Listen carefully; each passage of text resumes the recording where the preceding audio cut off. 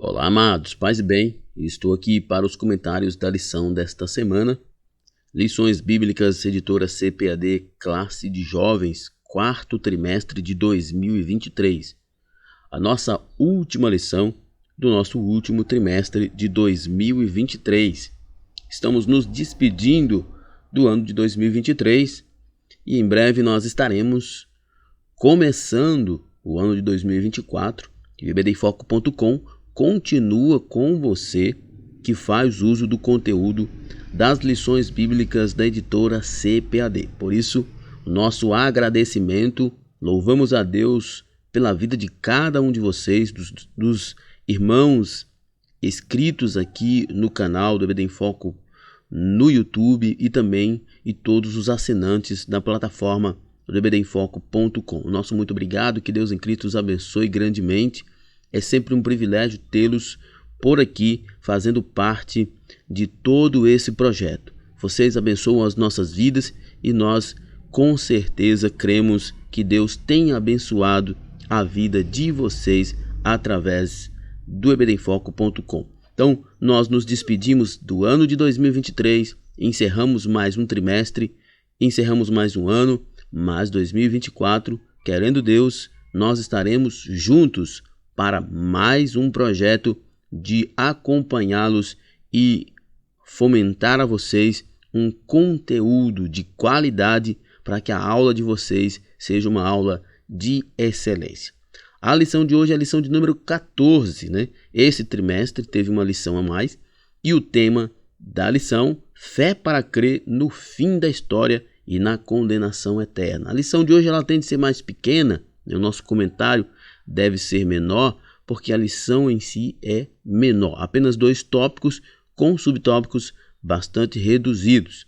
Então, nós iremos, na medida do possível, conversar com vocês sobre este tema, fé para crer no fim da história e na condenação eterna. O que é muito interessante, nós pensarmos que a história teve um começo, porque alguém criou, e ela terá um fim, de acordo com quem criou, planejou.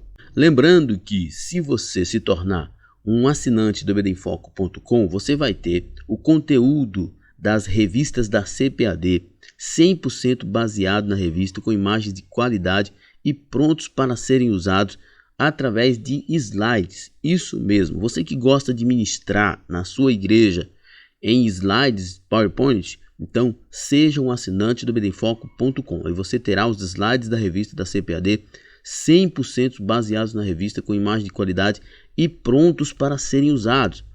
Esses slides dão a você muito mais tempo para estudar, porque realmente é muito trabalhoso preparar o slide de uma lição inteira. Mas o EBDinfoco.com disponibiliza para você slides da EBD prontos para serem usados, dando a você muito mais tempo para estudar o conteúdo. Temos experiência na produção de slides e subsídios da revista CPAD desde 2016 e já fizemos mais de 750 slides e você pode baixá-los todos aqui na plataforma do EBDinfoco.com. Basta você se tornar um assinante do EBDinfoco.com. Nós temos uma equipe qualificada que se dedica toda semana para entregar um conteúdo de qualidade para você. Então, pode se tornar um assinante do EBDinfoco.com, que você tem a garantia de um conteúdo de qualidade. O conteúdo da assinatura contém os slides das lições de adultos, slide das lições de jovens, mais bônus, slides de escatologia, sermões em PDF, curso básico de teologia e cursos diversos. Então acesse EBDinfoco.com ou entre em contato conosco pelo WhatsApp. Muito bem, então vamos para o nosso comentário. O texto principal da nossa lição se encontra em Mateus capítulo 12, verso 37, e diz: porque por tuas palavras serás justificado, e por tuas palavras serás condenado. Isso está dentro de um contexto, é óbvio, mas nós aprendemos no Novo Testamento que com a boca se faz confissão para a salvação e com o coração crê para a justiça. Então, dentro daquilo que nós falamos está uma expressão do nosso coração. Então, quando nós vemos aqui por tuas palavras serás justificado, Ou seja, é porque as tuas palavras são resultados do teu coração, resultados do que está no teu coração. E por tuas palavras serás condenado, é a mesma ideia. Porque as tuas palavras são resultados do que está no teu coração. Se você está com um coração cheio de arrependimento, terá sem dúvida confissão. Terá sem dúvida pedido de perdão e confissão, que certamente receberá perdão e salvação. Mas se fechar o coração e as palavras que saírem forem palavras de maldição, de blasfêmia e palavras de rejeição, certamente terá condenação. O resumo da lição diz: Deus é justo e nos recompensa segundo nossas escolhas. Segundo o que nós escolhemos, Deus então vai nos recompensar. Porque ele seria injusto se ele recompensasse as pessoas, ou melhor, se eles dessem às pessoas não seguindo o princípio do que elas escolheram. Aí não seria justiça. O texto bíblico da nossa lição se encontra em Apocalipse, capítulo 1, do verso 1 até o verso 7. Como os irmãos sabem, a gente não costuma deter no texto por uma questão de tempo, mas é óbvio que os irmãos com certeza estarão meditando no texto bíblico que dá base para esse comentário. Então vamos para a nossa introdução. A nossa introdução diz o seguinte: chegamos à última lição do trimestre e falaremos a respeito do fim da história e da condenação eterna. O Apocalipse não é somente o último livro da Bíblia, ele traz também o último capítulo da história da humanidade. É muito legal quando você entende o propósito de Apocalipse, né? Como diz aqui o comentarista, não é apenas o último livro da Bíblia, ele traz também o último capítulo da história. E muitos crentes, às vezes, por causa das figuras um tanto quanto macabras, né, de bestas, de dragões, de abismos, de anticristo, toda uma temática um tanto quanto assim catastrófica que apresenta em Apocalipse, muitos cristãos têm medo, né, não gostam de ler Apocalipse. Mas quando nós compreendemos qual o propósito de Apocalipse, a gente deve cada vez mais ler Apocalipse. Por quê? O que Apocalipse nos revela, né? Que, aliás, esse é o nome Apocalipse, né? Revelação. Apocalipse é revelação e ele nos revela o final da história. E como será esse final? Esse final é absolutamente a vitória de Cristo e, consequentemente, a vitória da igreja. Então, para o crente salvo, o crente verdadeiramente salvo, Apocalipse deve ser um livro estudado, deve ser um livro amado, porque ele conta a história da nossa vitória final. Apocalipse conta que um dia nós não sofreremos mais, que um dia o pecado não irá nos calejar mais, nos ferir mais. Apocalipse nos conta que Deus tem o controle da história. Apocalipse conta que um dia nós estaremos no milênio. Apocalipse conta que um dia nós estaremos na cidade santa. Apocalipse conta que um dia nós estaremos no estado eterno, vivendo com Cristo para sempre. Apocalipse conta que a história está nas mãos de Deus e Ele deu à sua igreja um final glorioso. Nosso primeiro tópico: a ideia do fim. João e a revelação do futuro. No Apocalipse, João não faz somente uma revelação do futuro, mas ele apresenta a Jesus Cristo, aquele que derrotou Satanás e que abençoará os crentes com uma vida de paz e alegria ao seu lado. Eu acabei de falar na nossa introdução que o Apocalipse revela o futuro glorioso da igreja. Revela que a vitória é do povo de Deus. Então, todo cristão deve ler Apocalipse com a esperança e a certeza de que o seu tempo está chegando e é um tempo que nos trará uma eternidade de glória. João revelou detalhes da segunda vinda de Cristo que se dará em breve. Ele também falou de como os crentes devem se preparar para o dia derradeiro. O tempo do fim será marcado por acontecimentos extraordinários nos céus e na terra. Como eu acabei de falar, quando lermos Apocalipse, devemos lê-lo com esperança. É assim que nós devemos estar, esperançosos, porque os céus e a terra passarão, mas as promessas do Senhor não irão passar. E nós temos em Apocalipse a revelação de que essas promessas se cumprirão. E que promessas são essas? De que nós estaremos eternamente com Deus, eternamente com Cristo. Apocalipse revela a certeza de todo cristão. Nós estaremos com Deus para sempre. Pelos olhos da fé. Você consegue, pelos olhos da fé, ter a visão de Jesus crucificado, oferecendo graça, perdão e misericórdia? Pois então, não o rejeite, aceite-o e não tenha receio do fim.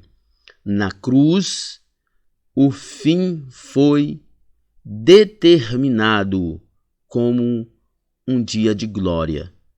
Na cruz, Jesus conquistou a nossa vitória. Na cruz, nós temos a certeza de que a morte foi vencida, se nós estivermos em Cristo.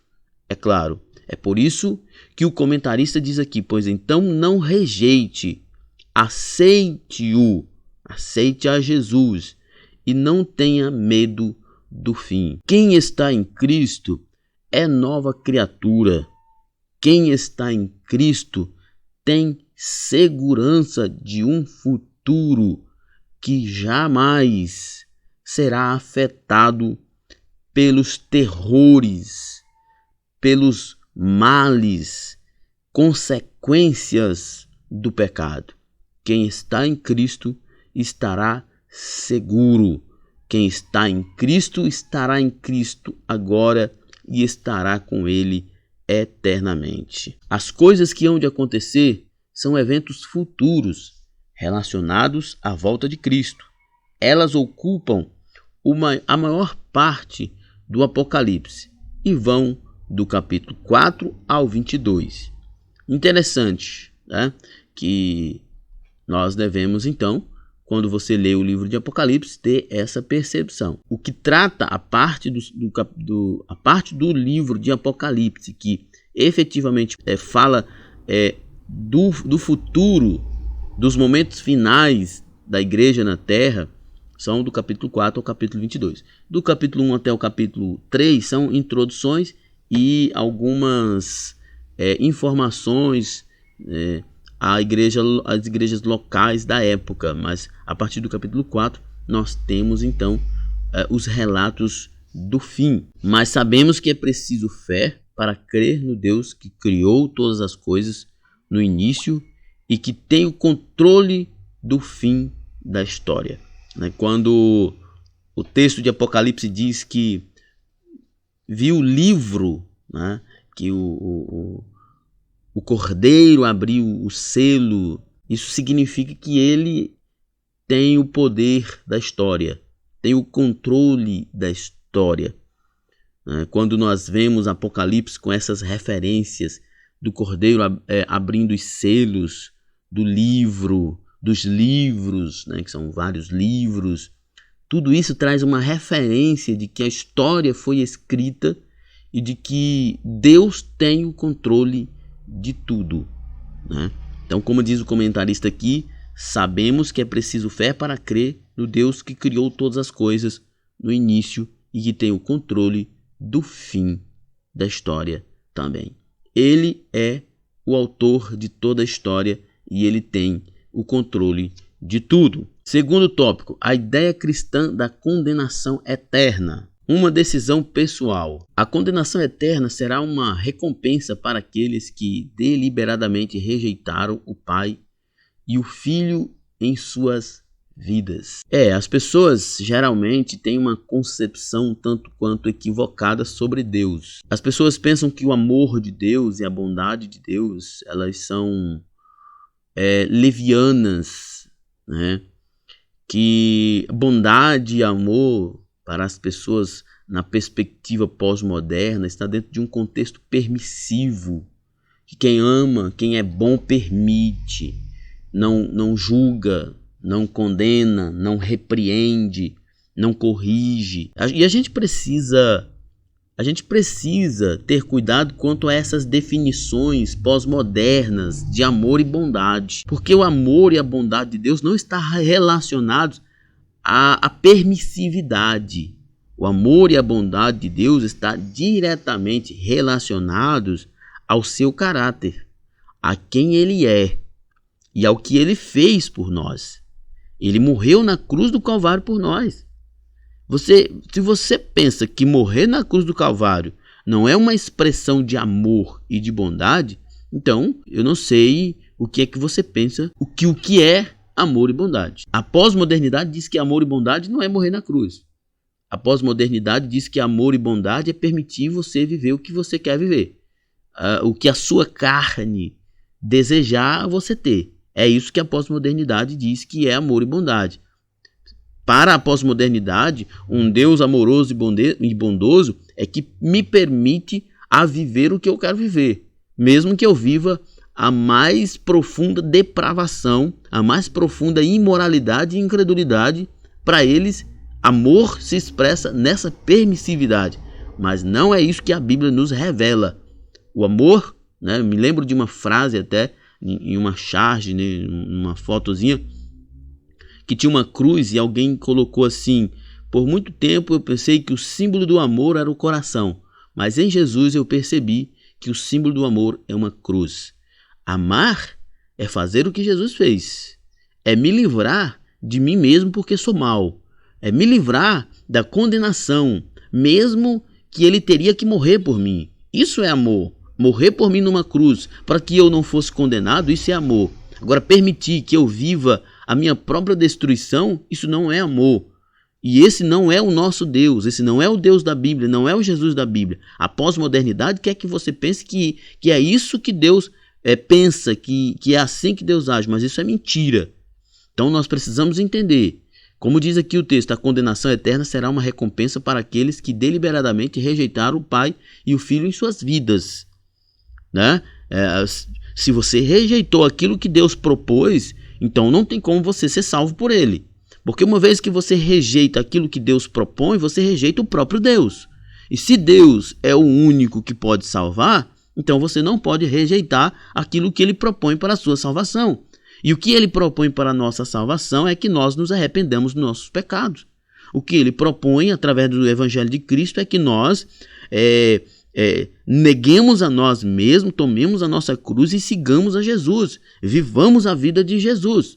Então, se nós queremos estar com Cristo, se nós queremos ter a vida eterna, então nós teremos que, definitivamente viver obedientemente aquilo que Cristo nos ensinou. Se nós vivermos o contrário disso, só vai restar a condenação eterna. A justiça divina está firmada no fato de que as pessoas não recebem o que elas merecem, mas o que elas escolhem. Porque merecer, no fundo, o que a gente aprende no Evangelho é que ninguém merece. Na verdade, todos merecem a condenação eterna, porque todos pecaram e destituídos estão da glória de Deus. Mas, e isso aqui é importante, eu não vou me deter nessa discussão, mas aqui nós temos um conceito, óbvio, o conceito arminiano da escolha. Mais na frente também nós iremos ver isso. Nós temos aqui esse conceito arminiano que é típico da Igreja Assembleia de Deus, da escolha. E dentro desse contexto eu devo afirmar que sim, as pessoas escolheram o pecado, elas escolheram viver no pecado e elas não podem, no final, herdar o céu se elas escolheram viver no pecado. O próprio apóstolo João diz que as pessoas não amam Jesus porque elas amam mais os seus pecados. E elas não podem amar o pecado e ao mesmo tempo amar Jesus. E não podem viver no pecado e depois ir viver com Jesus. São coisas contraditórias, são coisas que absolutamente nunca irão se unir. O amor de Cristo e a sua justiça se uniram na cruz, esmagando o pecado para que nós pudéssemos então ter comunhão com Ele. Então, é a única forma de nós termos comunhão com Deus, é nós nos encontrarmos na cruz. E aí então, ali, quando nós nos encontramos na cruz com Cristo, nós estamos escolhendo Cristo. Mas se nós não nos encontramos na cruz com Cristo, nós estamos escolhendo o nosso pecado. E se nós estamos escolhendo o nosso pecado, o salário do pecado é a morte. Isso está claro na Bíblia. E como diz Charles Spurgeon, o pecado é o inferno em botão. E o inferno é o pecado desabrochado. Ou seja, uma coisa leva a outra. Não é que o pecado eventualmente possa lhe levar ao inferno. O pecado é o início do inferno. E se você viver a vida no pecado, você acabará no inferno. Mas você pode ter um tempo de inferno, mas se você então escolher Jesus, você será arrancado dessas trevas e então estará no reino da luz. Sabemos que Adão e Eva pecaram e o pecado passou a todos os homens, mas as pessoas podem arrepender-se, crer e aceitar a Cristo como Salvador, caso desejem. Isaías 55:7 tem um convite, uma ordem talvez de Deus: deixe o ímpio o seu caminho e o homem maligno os seus pensamentos e se converta ao Senhor, que se compadecerá dele. Torne para o nosso Deus, porque grandioso é em perdoar. De todo modo, Deus nos capacita pela sua graça a nos arrepender, mas tem que haver uma disposição humana, uma disposição nossa de abandonar o pecado e abraçar a Cristo. Não podemos nos esquecer de que a graça divina dá condições ao pecador para que se arrependa de seus pecados. Quando ouve a mensagem da salvação, ninguém nasce predestinado para ser salvo ou receber a condenação eterna. A decisão é de cada um. Essa é uma perspectiva arminiana, puramente arminiana. Eu não vou entrar nessa discussão, porque nós estamos dentro de um contexto de doutrina assembleiana, e eu acredito que os irmãos já estão todos muito bem informados sobre essa diferença entre arminianos e calvinistas, onde os arminianos acreditam nessa decisão, nesse poder de decisão, que é chamado de sinergismo, e conhecem também a ideia dos calvinistas, da predestinação, chamado monergismo, onde a decisão é toda tomada por Deus. Mas, mesmo assim, quero só fazer uma observação que os calvinistas fatalistas vão sempre deixar essa decisão completamente para Deus. Mas os calvinistas não fatalistas, mais moderados, eles vão dizer que sim, Deus é soberano e toma todas as decisões. Mas no caso da salvação, tem que haver. Não se consegue perceber, não se consegue medir, mas há em algum momento, uma decisão que o homem toma no seu íntimo de seguir a Cristo ou não ao ouvir o Evangelho. De todo modo, não há ninguém sem responsabilidade. Todos nós temos a responsabilidade de, ao ouvir o Evangelho, crer nele para a salvação, e ao rejeitá-lo, seremos condenados. Uma retribuição para os que rejeitaram a graça divina. Sabemos que o ímpio pode rejeitar a graça de Deus. Entretanto, o Senhor quer que todos se salvem. Por isso, põe à disposição do pecador todos os meios para que alcance a salvação. Nós podemos conferir isso em Lucas 18:23, 19:41, Efésios 4:30 e 1 Tessalonicenses 5:19. Estado de privação. Judas, verso 6, e Mateus 8:12, Mateus 22:13 e Mateus 25:30 mostram que as trevas significam um estado de privação e aflição, mas não de destruição no sentido de deixar de existir, pois somente aqueles que estão vivos conscientes de sua condição, podem chorar e ranger seus dentes, como é dito dos que serão lançados nas trevas. O texto de Mateus 22:13 diz: Disse então o rei aos servos: Amarrai-o de pés e mãos, levai-o e lançai-o nas trevas exteriores. Ali haverá pranto e ranger de dentes. Esse está dentro de um contexto em que o comentarista aqui quer mostrar que há muitos segmentos religiosos que acreditam na aniquilação. E não parece ser uma coisa muito clara essa ideia da aniquilação.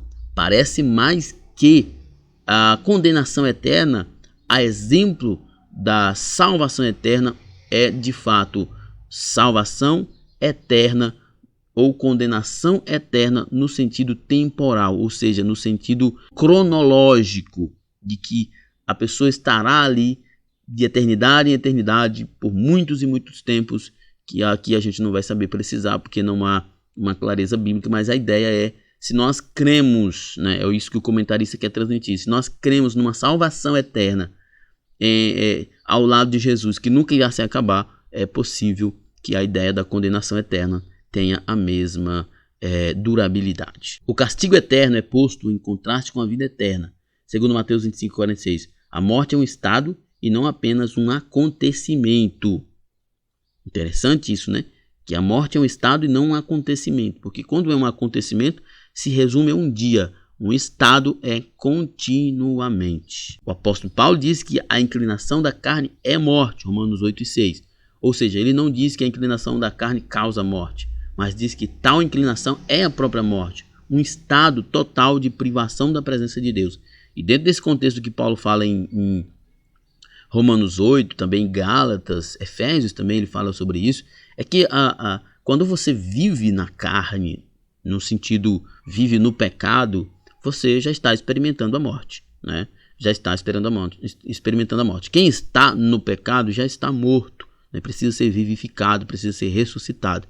E quem morre no pecado continuará morto, no sentido de que estará separado eternamente de Deus. Nossa conclusão: o fim virá e com ele a condenação eterna para os ímpios de todos os tempos. Todos os que morreram sem Cristo desde o princípio do mundo até o final do milênio vão ressuscitar para serem julgados. Os livros com o registro dos seus atos serão abertos e eles serão julgados de acordo com suas palavras e atitudes. Paulo diz em Coríntios: todos os pecados, até mesmo os mais secretos, virão à tona, mas os salvos não passarão por esse julgamento por tomarem parte da primeira ressurreição e estarão para sempre com o Senhor. Isso é interessante, que os crentes não estarão no julgamento final, né? No dia do juízo final, porque o juízo final é uma leitura de sentença e os crentes já terão participado do tribunal de Cristo nas bodas do Cordeiro, que aliás nós vamos deixar o link aí do livro, né, que nós escrevemos o livro do Fim dos Tempos, que trata sobre esse assunto de forma muito pormenorizada, que vai ajudar você bastante a compreender as ideias da escatologia. Então é isso aí, chegamos ao final de mais um comentário, de mais um trimestre, e lembrando que você que faz uso dos slides produzidos pelo EBD em Foco, tire uma foto quando você estiver ministrando e nos envie. Acesse o site ebdemfoco.com, entre em contato conosco pelo WhatsApp 949-8409-2869 para mais informações. E é isso aí, na plataforma ebdemfoco.com você tem tudo o que você precisa para ministrar uma aula de excelência. Fique conosco. Obrigado por ter ficado conosco este ano e nós estaremos juntos em 2024. Que Deus em Cristo nos abençoe, paz e bem a todos.